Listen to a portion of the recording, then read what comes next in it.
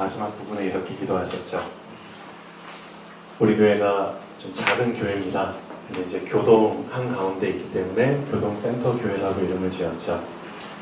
교회는 작지만 우리 교회를 통해서 이 교회 안에 있는 여러분들을 통해서 강릉시 전 지역에 복음이 흘러갈 것입니다. 이게 터무니없는 얘기처럼 들리시나요? 전 그렇게 생각 안 합니다. 우리가 절대 놓치지 말아야 될 건 뭐냐면, 내가 나를 쳐다볼 때는 한없이 작은 존재로 느껴지죠. 그렇죠? 정말 미개한 하나의 정말 약한 존재입니다. 내가 나를 볼 때는. 우리의 속 너무 좁죠?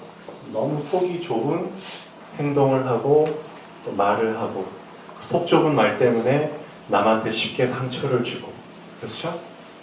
그럴 수 있습니다. 근데 하나님께서는 우리가 뭘 붙잡기를 원하시느냐? 성경에 보면은 아브라함 잘 알고 계시죠?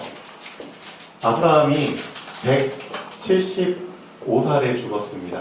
네, 오래 살았죠? 네, 감사합니다. 자, 아브라함이 175살에 죽었는데, 이 아브라함이 태어나서 죽을 때까지 175살, 이거를 성경 창세기에 기록이 되어 있는데요. 여러분이 집중해서 읽으면은 한 20분에서 30분이면은 이 한 사람의 인생을 다 볼 수 있습니다. 근데 성경에서는 어떻게 기록을 했냐면은 이 아브라함의 평상시 하루를 자세하게 기록한 게 아니라 뭔가 좀 굵직굵직한 일들 있잖아요. 사건들. 그런 거 위주로 기록을 했거든요. 하나님께서 아브라함을 부르실 때 창세기 11장인가요? 12장인가요? 아브라함을 부르시죠. 아브라함이 한 70살인가 75살인가 됐을 때 하나님이 부르십니다. 자, 평상시 삶을 살고 있던 아브라함을 딱 부르시죠. 그때부터 이제 성경에 이제 기록이 되죠. 부르실 때 뭐라고 말씀하시냐? 자, 나는 너를 복의 근원으로 만들어 줄 거야. 너는 복의 근원이 될 거야. 너의 후손을 통해서, 너를 통해 태어나는 이 후손을 통해서 온 세상에, 그렇죠? 복음이 전파될 수 있도록 할 거야. 너의 후손들이 정말 하늘의 별처럼 바다의 모래처럼 엄청 많아질 거야. 엄청난 축복을 주시죠. 일개 아브라함 한 사람으로 따지면 너무나 작은 존재인데, 그렇죠? 너무나 속 좁은 존재인데 하나님은 아브라함을 이렇게 부르십니다. 자, 어떻게 보면 아브라함은 지금까지 하나님 만나기 전까지는 그냥 자기 인생을 살았던 사람이에요. 자기 삶, 그렇죠?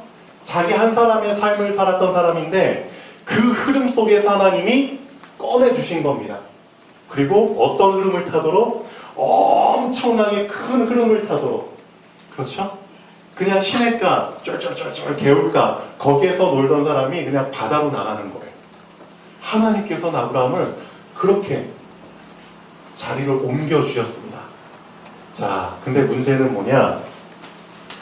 그것을 날마다 기억을 해야 된다는 겁니다. 기억. 이게 중요한 거예요. 하나님이 나의 위치를 이 정말 작은 냇물에서 바다로 딱 옮겨주셨는데, 그렇죠? 그런데 나의 생각이 계속해서 이 냇물, 그렇죠? 시냇물, 거기서 살았던 그 생각이 계속 있으면은 안 된다는 거죠.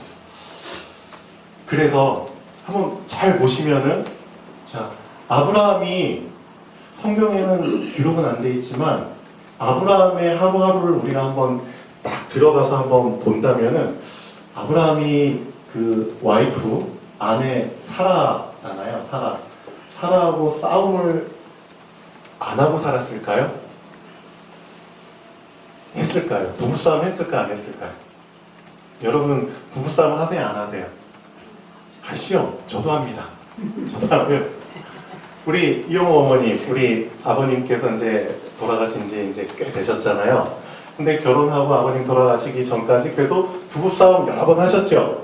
예, 했을 거예요. 아브라함, 그렇죠?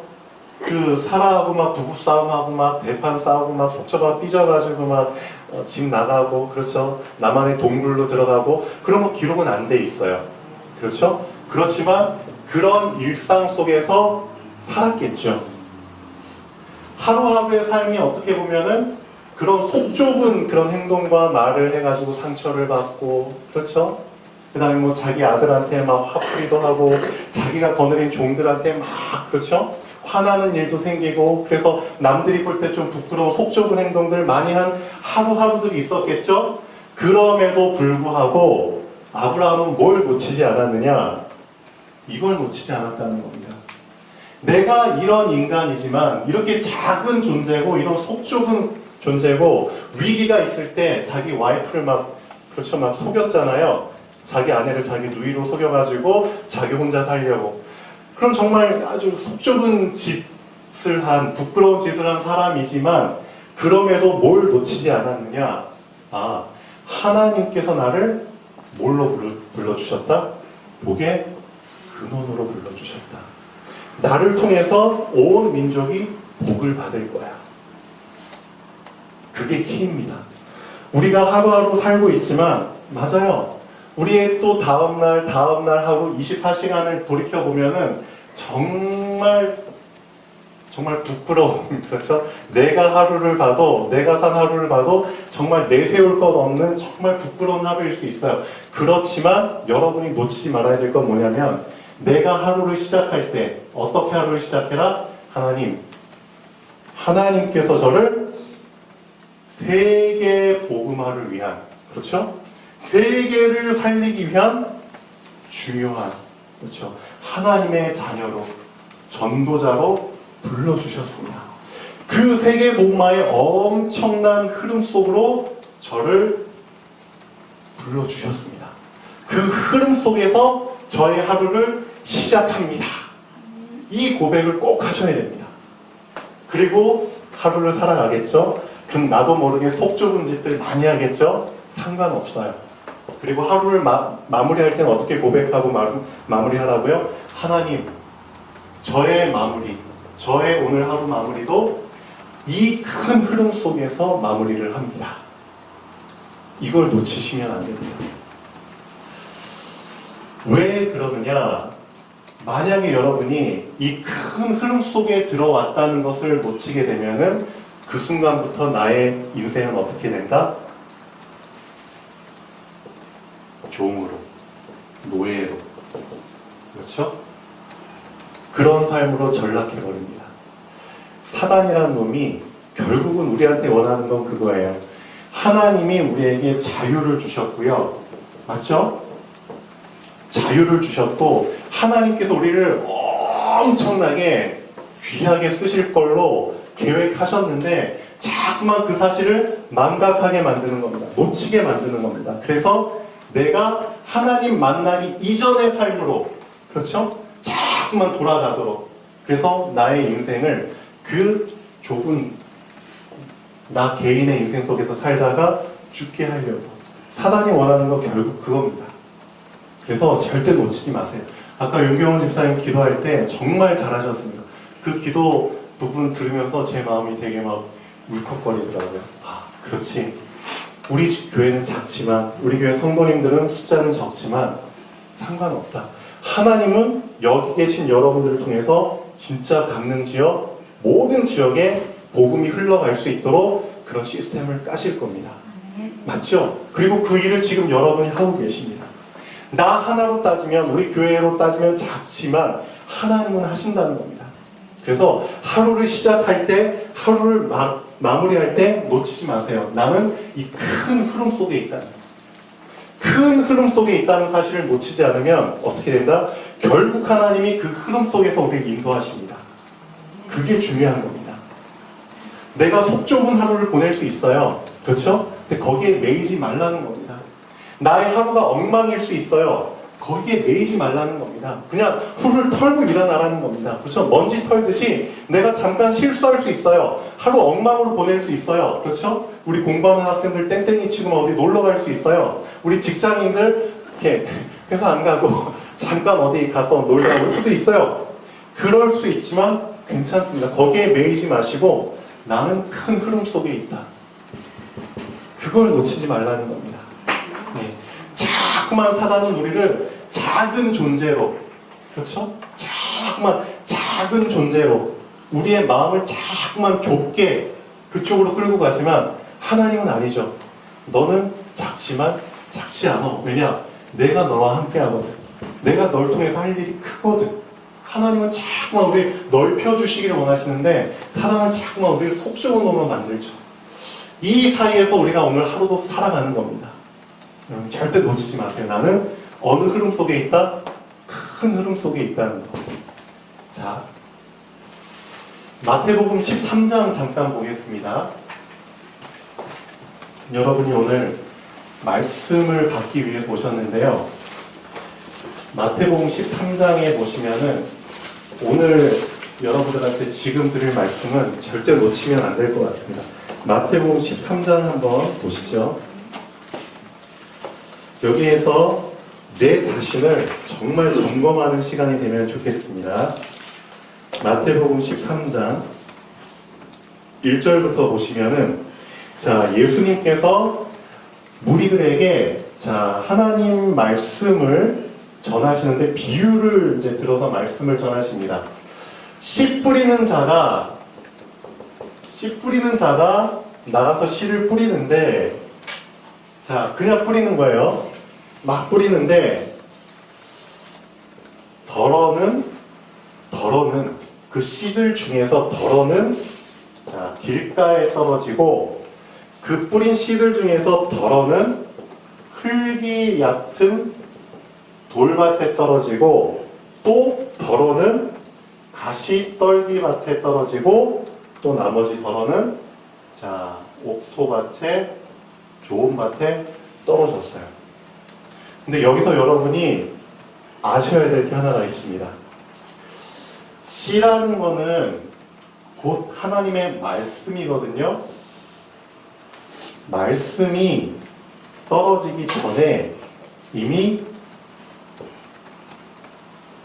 이런 밭이 존재하고 있다는 겁니다. 그걸 알고 계셔야 됩니다. 말씀이 떨어지기 전에 이미 나의 영적 상태, 나의 상태가 이런 상태라는 겁니다. 길가. 이 길가가 의미하는 나의 상태는 뭘까요? 길가가 의미하는 상태. 자, 한번 보시죠. 흙은 흙인데, 그렇죠? 길가로 사용되는 흙이에요. 자, 지금 바로 나가면은 우리가 걸어갈 수 있는 길이 보이죠? 자, 이걸 좀 더 깊이 얘기해 보겠습니다. 내 마음의 밭에 길가라는 말 뜻은 나 말고 수많은 사람들이, 그렇죠? 수많은 사람들이 왔다 갔다 하고 있다는 뜻입니다. 나의 마음밭에 나라는 흙에, 그렇죠? 나 말고 수많은 사람들이 왔다 갔다 하고 있다는 뜻입니다. 나의 마음을 수많은 사람들이 오고 가면서 계속 누르고 있다는 뜻입니다. 그렇죠? 이게 뭘 의미할까요?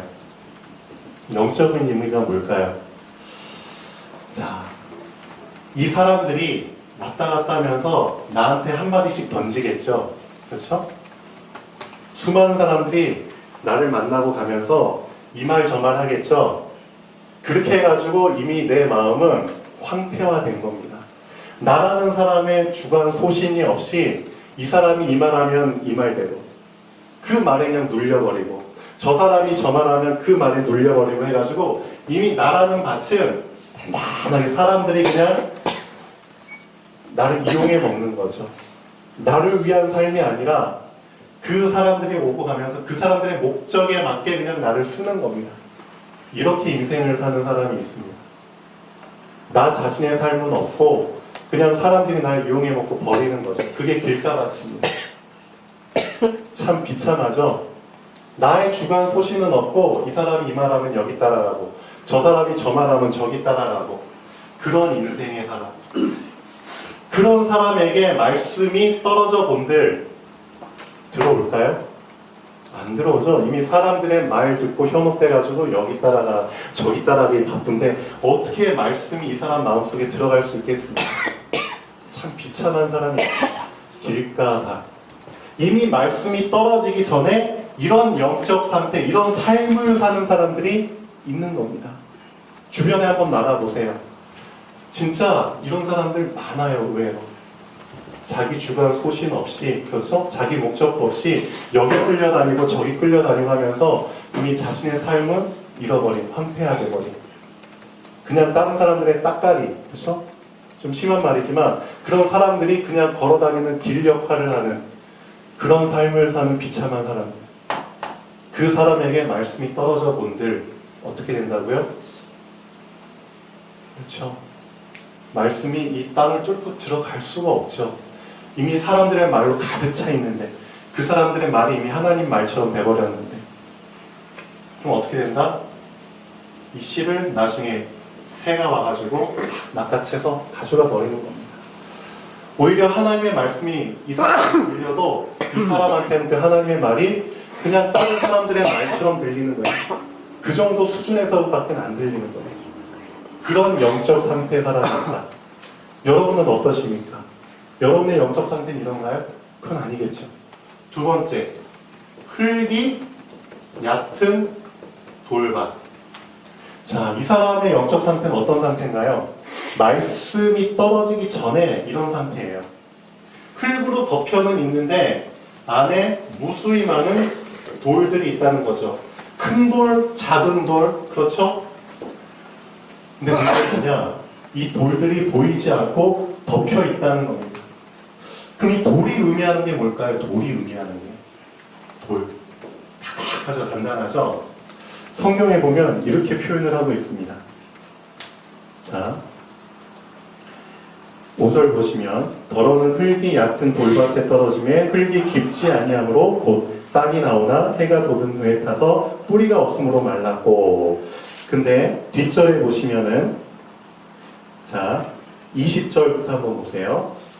그럼 예수님이 해석을 해주시죠. 돌밭에 뿌려졌다는 것은 말씀을 듣고 즉시 기쁨으로 받되 그 속에 뿌리가 없어서 잠시 견디다가 말씀으로 말미암아 환난이나 박해가 일어날 때에는 곧 넘어지는 자요. 즉 이 사람은 이미 말씀이 떨어지기 전에 본인의 마음속에 이런 돌들이 가득 차 있는데 그 돌들이 어떤 돌들이냐? 환난으로 인해서, 박해로 인해서 만들어진 상처라는 겁니다. 환난, 그렇죠? 어떤 상황이 주는 거죠. 상황들이. 박해, 사람이 주는 거죠. 그렇죠? 그러니까 크게 두 가지로 우리가 상처를 받아요. 상황 속에서, 환경 속에서 상처를 받고요. 사람을 통해서 상처를 받죠. 크고 작은 이 상처들이 돌처럼 굳어져 버린 겁니다. 이미 이런 마음 영적 상태가 돼 있는 사람인데 근데 이런 상처들을 표현은 안 하죠. 그렇죠? 나 이런 엄청난 상처 받았어 하고 드러내진 않잖아요. 얇은 흙으로 포장을 합니다. 나 아무 문제 없는 것처럼, 나 상처 안 받은 것처럼 그렇게 포장을 합니다. 우리 여자분들 나갈 때 화장하고 나가는 것처럼. 맞아요. 내가 받은 상처는 돌처럼 이렇게 굳어져서 크고 작은 돌들로 내 안에 가득 차 있는데 그걸 사람들한테 들키긴 싫잖아요. 그렇죠? 그러니까 흙이 얕게 이런 상태의 사람들이 있다는 겁니다. 말씀이 떨어지기 전에 이런 상태로 존재하는 사람들이 무지기수입니다. 여러분은 어떤가요? 여러분의 마음속에 이런 크고 작은 돌들이 없나요? 환난이나 핍박. 그렇죠? 이런 상태 속에 말씀이 떨어져요. 좋아요. 떨어지는 것까지는 좋은데 문제는 뭐냐? 이 씨가 살아남으려면은 뿌리를 내려야 되는데 결국은 이 돌 때문에 뿌리를 더 이상 내지 못하는 거예요. 뭐냐? 이 말씀이 이 상처들을 깨지를 못하는 거예요. 너무너무 단단히 굳어져가지고. 그럼 결국 어떻게 된다? 사실 환란이나 박해가 없을 때는 문제는 뭐냐? 이게 뿌리가 돌까지 도달하기 전에는 그렇죠? 흙을 우선 통과해야 되니까 뭔가 좀 그렇죠? 잘 자라는 것처럼 보이겠죠? 뿌리를 내리는 것처럼 보이겠죠? 그러니까 잠깐 하나님 말씀 받으면 기쁘죠? 즐겁죠? 뭔가 해결될 것처럼 보이죠? 근데 결국 내 안에 감춰졌던 돌까지 이제 도달하게 됩니다. 돌에 이제 치게 되죠? 부딪히게 되죠? 어떻게 되느냐? 그러면 더 이상 뿌리가 나아가지 못하는 겁니다. 결국 말라 죽는다는 거죠. 이런 영적 상태의 사람들이 있다는 겁니다. 나는 어떤가요? 세 번째, 자, 덜어는 어디에 떨어졌나요? 덜어는 가시떨기 밭이죠. 7절, 덜어는 가시떨기 위에 떨어짐에 자, 가시가 자라서 기운을 말하고. 이미 말씀이 떨어지기 전에 문제는 뭐냐? 자, 밭이 있어요. 밑에 돌들은 없는 것 같아. 근데 이미 어떤 씨가 심겨져 있느냐? 가시떨기 씨들이 이렇게 이미 심겨져 있는 겁니다. 여기에 말씀이 처음 떨어지는 게 아니라 이미 말씀이 떨어지기 전에 가시떨기, 가시덤불을 이룰 그 씨가 이미 내 흙 속에 이미 먼저 떨어져 있는 겁니다. 이게 뭘 의미할까요? 이게 자, 우리가 어렸을 때 제가 초등학교 때 정기적으로 대변 검사 있잖아요. 체변 검사, 그렇죠? 똥 싸가지고 똥 조금씩 해가지고 걷어가지고 검사를 하죠. 무슨 검사인가 이게? 몸속에 기생충이 있는지 없는지, 기생충, 회충, 요충, 촌충, 십이지장충, 갈고리 촌충 그런 것들. 근데 실제 제가 회충들, 기생충들을 봤거든요. 이거 사진 찍은 거하고 현미경하고. 근데 엄청나요. 작은 회충들, 기생충들도 있는데 엄청나게 큰 갈고리 촌충, 십이지장충 그런 거 보면은 몸에서 딱 빼냈는데 수술해가지고 빼냈는데요. 얘네들 길다래요. 길다래가지고 이렇게까지 길다란 놈들이 우리의 장 속에서 같이 기생하면서 살고 있는 거예요. 얘네들이 엄청 자라니까 이 사람은 몰라요. 모르는데 아무리 많이 먹어도 살이 안 찌는 거예요. 살이. 진짜 영양분 많이 먹고 있는데도 기력이 안 살아나. 이상하다. 왜 그러지? 자꾸만 힘이 빠지고 그렇죠? 기력이 없는 거예요. 근데 나중에 검사해보니까 이놈 때문이에요.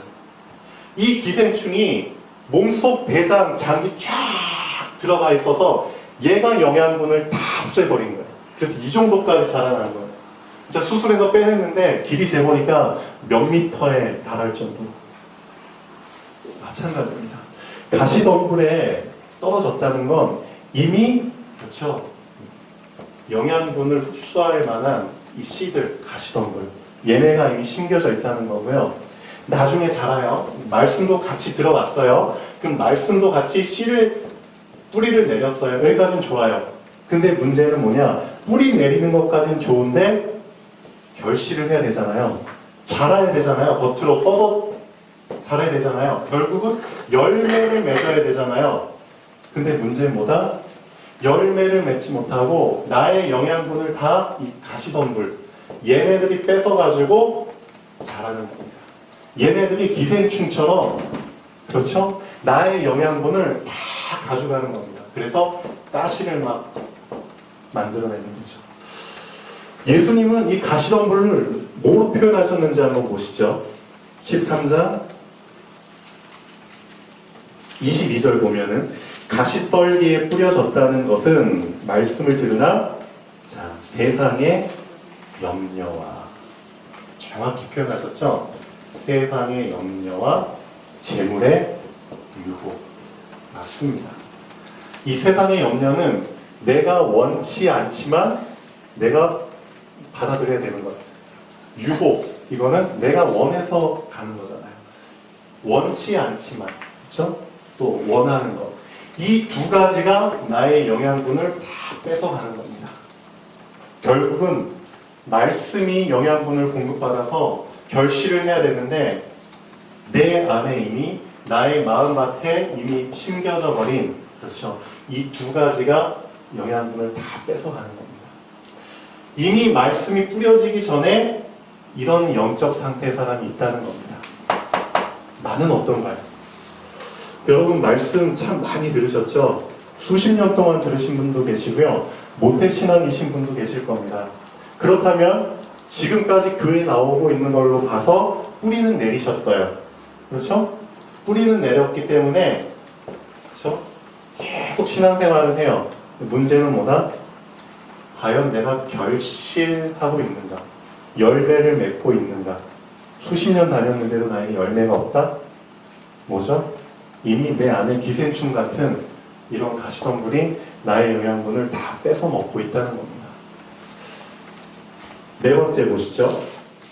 자, 내 덜어는 좋은 땅에 떨어지네. 그렇죠? 좋은 땅은 어떤 땅인가요? 이게 중요하죠. 좋은 땅. 좋은 땅은 그렇죠, 내 마음밭에 상처도 그렇죠 없고, 이미 기생충 같은, 그렇죠, 나의 동기를 이루기 위한 그런 유혹이나, 그렇죠, 염려나 그런 것들이 없는 깨끗한 땅이죠. 그럼 성경에서는 어떻게 표현하고 있나요? 좋은 땅이라는 건. 자, 23절 보시죠. 좋은 땅에 뿌려졌다는 것은 말씀을 듣고 뭐한 사람? 깨닫는 자. 여기에서 여러분들이 중요한 걸 붙잡으셔야 됩니다. 아, 예수님이 이렇게 간단히 표현하셨네. 좋은 땅은 말씀을 듣고 깨닫는 자구나. 네, 깨닫는 자. 여기에서 여러분들은 힌트를 다 찾으셔야 됩니다. 말씀을 듣고 깨닫는 자. 자, 깨달으려면 어떻게 들어야 되나요? 말씀을 대충 들어야 되나요? 한 귀로 듣고 흘려보내야 되나요? 아니죠. 깨달으려면 말씀을 어떻게 들어야 되냐면, 이거는 꼭 하셔야 됩니다. 집중해서 들어야 됩니다. 집중해서 듣는 사람이 사실은 깨닫는 겁니다. 집중해서 듣는다는 건 무슨 뜻이죠? 나의 신경을 분산시키는, 그렇죠? 그런 것들을 잘라낼 수 있다는 뜻입니다. 그렇죠? 말씀을 듣지 못하도록 만드는 이 과거의 상처들, 돌덩어리들 다, 그렇죠? 그리고 내 안에 있는 기생충들, 이런 것들을 다 잘라낼 수 있다는 뜻입니다. 단 1분이라도, 단 10분이라도 그 시간을, 그렇죠, 날마다 지속하는 사람이 사실 꼭두밭이 될 수 있습니다. 그래서 꼭 명심하십시오. 말씀을 듣기 전에 나의 영적 상태가 네 종류가 있다.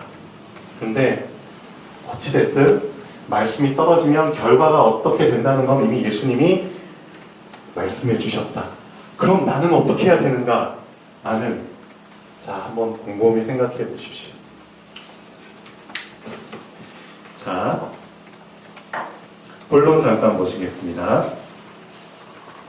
오늘 말씀도 어떻게 보면은, 자, 이스라엘 수십만 명, 남자, 여자, 뭐 여자들, 자녀들까지 다 합치면 수백만 명의 사람들인데, 그 수백만 명의 사람들의 영적 상태가 다 네 종류라는 거죠. 그렇죠? 이스라엘 사람들, 대부분의 사람들이 제가 볼 때는 흙이 얕은 돌밭, 이 사람들이 많지 않았을까 싶습니다. 정말 애굽에서 살다가 구원받았어요. 너무 좋아요.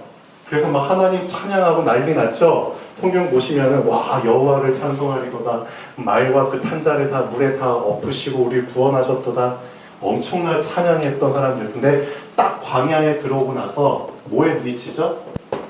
돌에 부딪히는 거예요. 물도 없고요, 먹을 것도 없고요.